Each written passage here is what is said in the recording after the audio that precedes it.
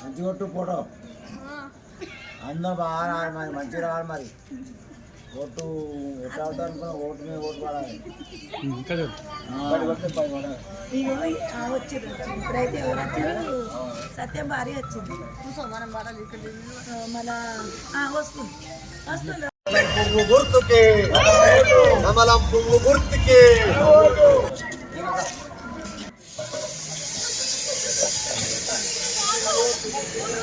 భారత్ మాతా key జై జిందాబాద్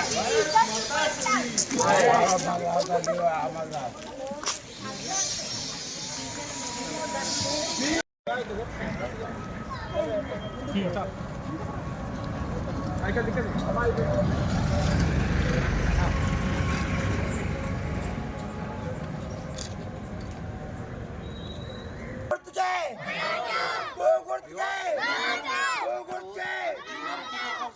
ఇట్లానే నడుచు గట్ల ముంగట పోతా నేను అందరు కలిసి రండి. भारत माता की जय भारत माता की जय कमलम गुर्तुके कमलम गुर्तुके कमलम गुर्तुके भारत माता की जय नरेंद्र मोदी गारी नायकत्वम रामचंद्रराव गारी नायकत्वम रघुनंदन राव गारी नायकत्वम भारत माता की जय भारत माता की जय कमलम गुर्तुके कमलम गुर्तुके कमलम కమలం గుర్తుకే 14వ వార్డు కౌన్సిలర్గా పులిగడ్డల ఉమారాణి బీజేపీ తరఫున రఘునందనరావు ఆశీర్వాదంతో గోదావరి అంజిరెడ్డి సంగన్న ముత్యమరెడ్డి అన్న మల్లన్న అందరు కలిసి ఈ వార్డును గెలిపించాలని మనస్ఫూర్తిగా కోరుకుంటున్నాను. భారతీయ జనతా పార్టీ ఎన్నికల ప్రచార కార్యక్రమంలో భాగంగా 14వ వార్డుల తిరగడం జరుగుతున్నది. ఇక్కడ ఉలిగడ్ల ఉమారాణి భారతీయ జనతా పార్టీ అభ్యర్థి. అందరం కూడా కమలం గుర్తు మీద ఓటు వేసి వారిని గెలిపించాల్సిందిగా విజ్ఞప్తి చేస్తున్నాం. ఎందుకంటే గత 10 సంవత్సరాల బీఆర్ఎస్ పాలన, అంతకుముందు కాంగ్రెస్ పాలన, జెండాలు మారుతున్నాయి, ఎజెండా మాత్రం అదే ఉంటున్నది. ఎందుకంటే ఒక రాజకీయ పార్టీల కండువా కప్పుకుంటున్నారు, ఎన్నికలు కాగానే ఇంకో రాజకీయ పార్టీలకు వెళ్ళిపోతున్నారు. అట్లాంటి రాజకీయ నాయకులు చాలామంది ఉన్నారు మన సదాశివపేటలో. అదే రకంగా సదాశివపేట 50 సంవత్సరాల అభివృద్ధికి నోచుకోలేని దుస్థితిలో ఉన్నది అలా.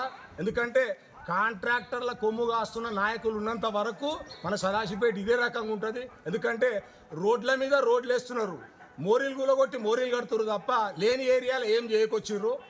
పబ్లిక్ ఏవైతే మౌలిక వసతులు కల్పించడంలో సదాశివపేట మున్సిపాలిటీ టోటల్లీ వైఫల్యం చెందిందని చెప్పి నేను భారతీయ జనతా పార్టీ నాయకుడిగా ఆరోపణ చేస్తున్నా.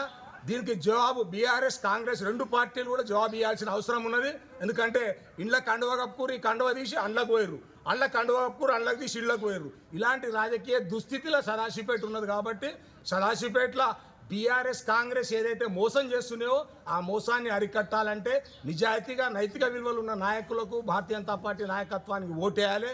మేము కేంద్ర ప్రభుత్వం ద్వారా నిధులు తీసుకొచ్చి అన్ని వార్డులను కూడా అభివృద్ధి చేసే ప్రయత్నం చేసినాం. ఇది ఒక 14వ వార్డే కాదు, టోటల్ సదాశివపేట మున్సిపాలిటీని కూడా అభివృద్ధి పదాన తీసుకెళ్ళడానికే ప్రయత్నం చేస్తామని చెప్పి తెలియజేస్తున్నాం. ఎందుకంటే ఇప్పుడు సదాశివపేటలో ఎలాంటి డెవలప్మెంట్ లేదు. ఇవాళ నాయకులు చదివి అండ్లనే అదే కాలేజ్ ఉన్నది, అదే బండలున్నాయి, అదే పరిస్థితి ఉన్నది.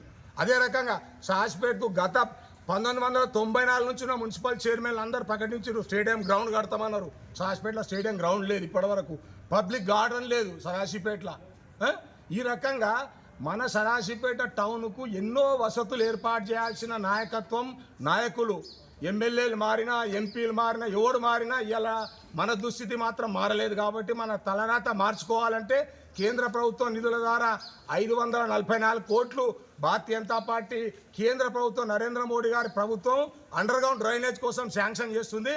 ఇక్కడ సదాశివపేట మొత్తం అండర్ గ్రౌండ్ డ్రైనేజ్ చేసి దోమల బెడద నివారించడానికి భారతీయ జనతా పార్టీ కృషి చేస్తారు. కాబట్టి తప్పకుండా భారతీయ జనతా పార్టీ